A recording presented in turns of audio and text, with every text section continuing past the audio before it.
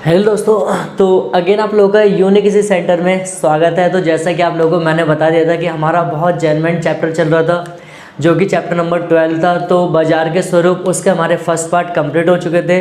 तो अगर आप में से ऐसा कोई स्टूडेंट है जो हमारे चैनल पे फर्स्ट टाइम विजिट करा, तो आप सभी लोगों का मोस्ट वेलकम कि आप हमारे चैनल पे आए हैं। तो अब जब चैनल पे आ ही गए तो आप लोग वीडियो को थोड़ा सा लाइक कर दीजिए और वीडियो को थोड़ा सा शेयर करिए तथा चैनल को सब्सक्राइब भी कर दीजिए। बाकी की चीज़ें क्योंकि देखो यहाँ तक आप लोगों के लिए सारी मेहनत हो रही है कि आप लोगों को वीडियो मेन क्या होता है कि हमारा जो वीडियो बनाने का मेन पर्पज़ क्या है कि आप लोगों को चीज़ों को अच्छे से समझा देना, ताकि आप लोगों को एग्ज़ाम में कोई दिक्कत ना हो। तो फर्स्ट पार्ट में हमने देखा था कि बाज़ार क्या होते थे, और फिर उसके बाद हमने देखा था कि बाज़ार कितने टाइप्स के होते हैं। मैंने आपको दो कैटेगरी बनाई थी, एक परफेक्ट कॉम्पिटिशन, दूसरा क्या था इम्परफेक्ट कॉम्पिटिशन। और फिर हमने उसमें देखा था कि जो हमारा पूर्ण प्रतियोगिता बाजार वो क्या होता है, उसकी विशेषताएं देखी थी। तो वो लगभग हमारा चैप्टर मतलब टॉपिक कंप्लीट हो गया था। तो फाइनली मैं जो बता दूं कि आज की वीडियो में हम पढ़ने के वाले बेसिकली दो टॉपिक को कवर करेंगे। एक आपका मतलब एकाधिकार प्रतियोगिता क्या होती है उसकी विशेषता, और दूसरा क्या एकाधिकारिक। कभी कभी आप इस चीज़ को नोट डाउन कर लेना अच्छे से कि जो बच्चा कंफ्यूज होता है एग्जाम में एकाधिकार और एकाधिकारिक में, तो आप ध्यान से शब्दों को पढ़ना है। एकाधिकार का मतलब क्या होता है मोनोपोली, और एकाधिकारिक मतलब क्या होता है मोनोपोलिस्टिक। तो चलिए हम देखते हैं पहला फर्स्ट क्या हमारा एकाधिकार प्रतियोगिता की विशेषता है। 4 से 6 नंबर का क्वेश्चन बनेगा, तो आप लोग स्क्रीनशॉट भी ले सकते हैं, और बाकी की चीज़ें तो आप वीडियो को देख ही रहे हो, कोई दिक्कत नहीं है। कि अब देखो मैंने क्या बताया था कि अगर आपको डेफिनेशन देनी है एकाधिकार का मतलब क्या होता है, तो उसके एक या दो विशेषताओं को उठा के आप क्या कर दीजिए डेफिनेशन। अब शब्द समझना कि एकाधिकार का मतलब या प्रतियोगिता की विशेषता। एकाधिकार का हम इंग्लिश में बात करें मोनोपोली कहते हैं। मोनोपोली का मतलब सिंपल सी बात है कि आपका ही रहेगा दबदबा। मतलब जैसे कि आपने देखा होगा कि भारत पे क्या अंग्रेजों ने शासन किया था कितने सालों तक, 200 सालों तक। सिंपल ही बात है। तो आप कह सकते हो कि अंग्रेजों ने हमारे ऊपर कितना 200, उनकी मोनोपोली थी कितनी 200 सालों तक। समझ में आ रहा होगा आप लोगों को शायद क्या कह रहा हूँ मैं कि मोनोपोली वर्ड का एकाधिकार का मतलब क्या होता है कि किसी के ऊपर शासन करना और आपके अलावा वहाँ पर कोई नहीं होगा। मतलब कहोगे सर आप हिस्ट्री पढ़ा रहे हो, अरे मैं आपको हिस्ट्री नहीं पढ़ा रहा हूँ, मैं उसका मतलब बता रहा हूँ क्या होता है। मोनोपोली का मतलब क्या होता है कि आप ही सिर्फ बेचोगे, आपके अलावा कोई बेचने वाला नहीं होगा। अगर सिंपल शब्दों में बात करो कि मार्केट जो होगा, एक मार्केट है मान लो, उस मार्केट में जो आप ही सिर्फ आपके अलावा कोई सेलर नहीं है। खरीदने वाले बायर्स बहुत सारे हैं लेकिन सेलर आपके अलावा कोई नहीं है। तो यहाँ पर देखो क्या होता है, पहला डेफिनेशन कैसे दोगे कि एकाधिकार प्रतियोगिता बाजार का वह रूप होता है जिसमें क्या करो, जिसमें केवल एक विक्रेता मतलब सेलर तथा क्रेताओं की संख्या बायर्स के जो लार्ज नंबर ऑफ बायर्स होते हैं, और सिंगल क्या होता है सेलर होता है। ये डेफिनेशन दे दोगे। अब इसकी एक एक विशेषता को देखते हैं। देखिए कह रहा है एकाधिकार की पहली विशेषता है केवल एक विक्रेता तथा क्रेताओं की अधिक संख्या। अब कहोगे सर आप हमें कोई एग्जांपल दे ताकि अच्छे से क्लियर हो। मैं देखो मैं बिल्कुल मेरा काम क्या आपको बिल्कुल लड्डू भाषा में आपको समझा देना, ताकि आपको पेपर में बिल्कुल भी दिक्कत ना हो। देखो आपने जैसे रेलवे डिपार्टमेंट आपने सुना होगा, तो रेलवे डिपार्टमेंट कभी आप लोग जब आप गांव जाते हो तो आपने ध्यान दिया होगा, आप ध्यान कुछ और ही देते हो तो आप लोगों ने कभी देखना ट्रेन पे देखना तो उस पर लिखा था भारतीय रेल लिखा होता है। क्या लिखा होता है भारतीय रेल। तो कभी आपने ऐसा सुना होगा कि हाँ ये सलमान खान का रेल डिपार्टमेंट है, या फिर आपने अमिताभ बच्चन रेल, या फिर ऐसा कुछ आपने सुना होगा? नहीं। आपने क्या सुना होगा भारतीय रेल, या फिर किसी और दूसरे नाम से आपने सुना होगा? नहीं। तो मतलब क्या होता है कि जो रेल की सर्विस देने वाला पूरा इंडिया में सिर्फ एक ही सेलर हो, कौन है? इंडियन रेलवे, मतलब भारतीय रेल। ये हो गया। तो यहाँ पर ये जो आपने भारतीय रेल देखते हो ये कौन सा कॉम्पिटिशन है? ये मोनोपोली की बात कह सकते हो।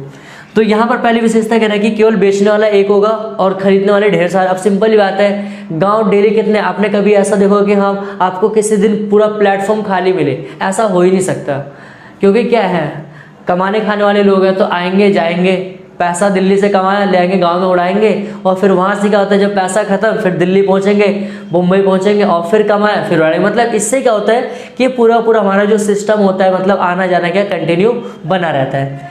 तो यहाँ पर ये हो गया।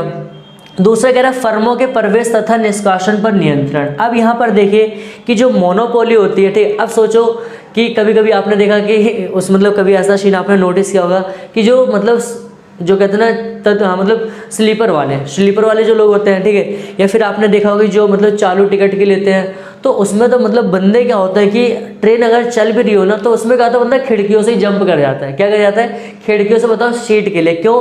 क्योंकि उनका उद्देश्य क्या होता है कि पैसा कम, हमारे पहुंचेंगे जल्दी, मतलब उसी ट्रेन से जाएंगे और पैसा मतलब जाएंगे। तो वहाँ पर देखो मतलब वो अपनी जान को भी मतलब वहाँ पर मतलब जान भी लगा देता है कि हमें सीट मिलना चाहिए। ये तो यहाँ पर कहने का मतलब क्या, अब सोचो कि अब ऐसे भारतीय रेल के अलावा कोई और रेल की सर्विस देता है? आप थोड़ा सा सोचिए, फिर कमेंट सेक्शन में बताइए। कोई नहीं देता। तो मतलब यहाँ पर कह रहे हैं कि अगर कोई और मतलब बाई चांस होता है कभी आपकी ट्रेन छूट गई, आप कह रहे हो कि मैं भारतीय रेल से नहीं जाऊंगा, मैं दूसरे की ट्रेन से। आप सोचो भारतीय रेल के अलावा कोई और ट्रेन की सर्विस दे सकता है? नहीं। तो यहाँ पर अगर कोई दूसरा डिपार्टमेंट यहाँ पर क्या होता है मार्केट में आना चाहता है, कौन से मोनोपोली, तो उसको क्या करना, उसके आने और अगर कोई आ भी गया तो उसके जाने में भी क्या बड़ा रिस्ट्रिक्शंस होता है, प्रतिबंध। अब सोचो कोई आ भी नहीं सकता है। क्यों नहीं आ सकता? अब सोचिए कि गवर्नमेंट है, तो सिंपल बात है गवर्नमेंट का चले, गवर्नमेंट के पास पैसा क्या होता है, धुआंधार आता है। कहाँ से आता है? टैक्स से आता है। ठीक है। तो जब गवर्नमेंट है तो अब सोचो वो रेल की पटरियाँ बिछाने में कितनी ज़मीनें लगती होंगी। ठीक है। और वहाँ पर जो भी कॉस्ट आती होगी लोहे वगैरह का, जो पटरियाँ बिछाई जाती है तो कितना हैवी अमाउंट लगता है। तो अब सोचो जब एक प्राइवेट सेक्टर अगर उस फील्ड मतलब अगर दिल्ली से बात करें बिहार तक, अगर दिल्ली से बात करें बिहार तक की पटरी बिछाने में उसको जो ज़मीन वगैरह होगी तो उसके लिए कितना अमाउंट, कितना हैवी अमाउंट देना पड़ेगा। तो इस वाले में क्या होता है, जो मोनोपोली होता है इसमें जल्दी कोई एंट्री नहीं करता है। इन केस कि अगर कोई कर भी गया तो उसको निकलने में क्या होता है, थोड़ा सा दिक्कत होती है। तीसरा क्या कह रहा है, विशेषता प्रतिस्थापन का अभाव। सब्स्टिट्यूशन का मतलब क्या होता है, मैंने आपको बता दिया कि आप कोल्ड मतलब कोको कोला की जगह पेप्सी पी सकते हो, चाय की जगह कॉफ़ी। तो अब यहाँ पर सोचिए प्रतिस्थापन का अभाव। प्रतिस्थापन का मतलब कि जो रेल की सर्विस देता है तो रेल की सर्विस देने की तरह कोई और डिपार्टमेंट है जो नहीं दे, मतलब सर्विस दे रेल की नहीं है। तो मतलब कि एकाधिकार जो प्रतियोगिता होता है उसमें क्या होता है, प्रतिस्थापन जो वस्तु होती है मतलब रेल की तरह ही जो सर्विस प्रोवाइड करे वो क्या होता है, वो नहीं मतलब नहीं होता वहाँ पर। अगला कह रहे हैं कीमत पर पूर्ण नियंत्रण। अब यहाँ पर देखिए कीमत पर पूर्ण नियंत्रण मतलब कि जो आपने देखा कभी कभी जो मतलब टिकट्स होते हैं जैसे एसी हो गया, स्लीपर हो गया, मतलब फर्स्ट सेकंड थर्ड एसी वगैरह आती है तो उनके प्राइस क्या होते हैं, मतलब कभी कभी उन पर जो पूरा कंट्रोल होता है किसका, रेलवे डिपार्टमेंट का।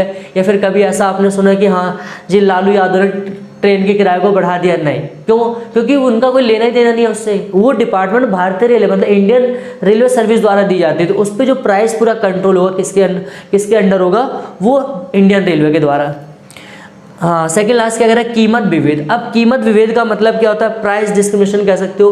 कि जैसे आपने देखा कि ट्रेन एक है, ठीक है, तो उसी ट्रेन में एक बंदा क्या फर्स्ट एसी से जा रहा है, समझना ध्यान से एग्जांपल, एक बंदा क्या फर्स्ट एसी जा रहा है और दूसरा क्या है कि मतलब उसमें एक स्लीपर लेकर, और तीसरा जो बंदा है क्या उसमें समझ रहे हो किसमें चालू में जा रहा है, जो खिड़कियों से जंप करके उसके जा रहा है। तो अब सोचो वहाँ पर क्या होता है कि और इसके अलावा और अगर सबसे ज़्यादा कि अगर कोई 60 साल का तो उसका किराया कम होता है, बच्चा जा रहा है जो 5 साल से कम है उसका फ्री में जा रहा है। मतलब पहुँचेंगे सारे जहाँ जिनका डेस्टिनेशन होगा वहाँ पहुँचेंगे, लेकिन उसी रेल के द्वारा अलग अलग कैटेगरी से मतलब अलग अलग लोगों से अलग अलग प्राइस क्या हो रहा है वो लिया जा रहा है, मतलब वसूला जा रहा है।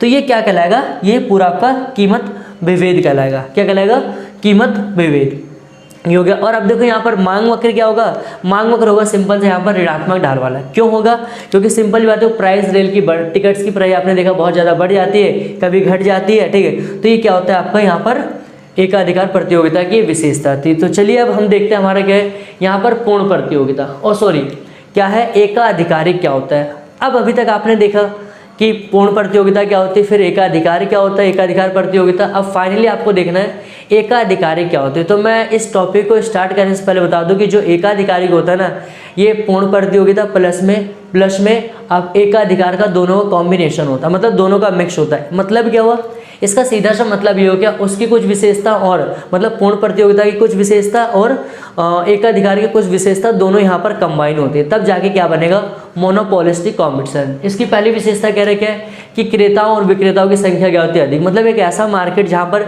सेलर्स और बायर्स भी क्या होंगे लार्ज नंबर में होंगे, कोई दिक्कत नहीं है। अगर एक सेलर या फिर एक बायर मार्केट को छोड़ के चला जाता है, ठीक है, या फिर कभी होता है तो मार्केट पर कोई इम्पैक्ट नहीं पड़ेगा। दूसरा क्या है फर्मों का, सिंपल सेम बात है, फर्मों का स्वतंत्र प्रवेश एवं निष्कासन। मतलब इस वाले मार्केट के अंदर मतलब जो मोनोपोलिस्टिक होता है उसके अंदर कोई भी बायर्स और कोई भी सेलर्स क्या हो सकता है मार्केट में कभी भी आ सकता है और कभी भी मार्केट को एग्जिस्ट हो सकता है। तीसरी विशेषता कह रहे हैं विक्रय लागत। हाँ, ये टॉपिक बहुत इजी है समझना। ऐसे विक्रय लागत थोड़ा सा अगर मैं आसान भाषा में कहूँगी एडवर्टाइजिंग कॉस्ट कह सकते हो। कहोगे सर ये क्या होता है? अच्छा, आप लोगों ने न्यूज़ देखा, सॉरी टीवी, आपने टीवी वगैरह देखते होंगे तो वहाँ पर आपने एड्स आती है, आपने सुना होगा, कहते हैं कि हाँ अगर आप लाइबो का साबुन लेते हो, अगर आपको उसमें मतलब सोने का सिक्का मिलना, आपको कैटरीना कैफ से मिलने का मौका दिया जाएगा, ठीक है।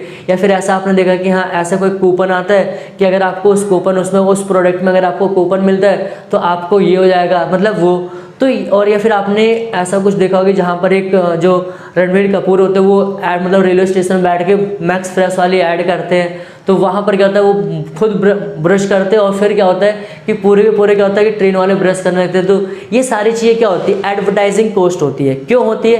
क्योंकि इसके अंदर क्या होता है, लार्ज नंबर सेलर्स होते हैं, बायर्स होते हैं। तो हर कोई क्या करता है कि अपने प्रोडक्ट की सेलिंग बढ़ाने के लिए, मतलब अपने प्रोडक्ट की सेल को बढ़ाने के लिए क्या करते हैं, ऐसे क्या होते हैं मतलब जो एडवर्टाइजमेंट होते हैं उसको क्या यूज़ करते हैं। क्योंकि हर कोई चाहता है कि उसका प्रोडक्ट ज़्यादा से ज़्यादा क्या हो, सेल हो। ये हो गया। अब यहाँ पर देखो पूर्ण ज्ञान का अभाव।